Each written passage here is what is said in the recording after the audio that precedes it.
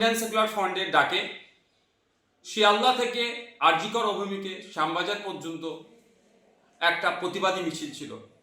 আরজিকর কাণ্ডে ব্যর্থ এবং প্রিয়াঙ্কা হাসদার খুনিদের গ্রেফতার করতে ব্যর্থ, পুলিশি অরাজকতা, পুলিশি নির্যাতনে খুন, স্বাস্থ্য ব্যবস্থায় যে তলানিতে চলে গিয়েছে, আইন শৃঙ্খলা রক্ষা করতে ব্যর্থ রাজ্যের পুলিশ মন্ত্রী ও রাজ্যের স্বাস্থ্যমন্ত্রীর পদত্যাগের দাবি নিয়ে আমরা এক প্রতিবাদী মিছিলের ডাক দিয়েছিলাম।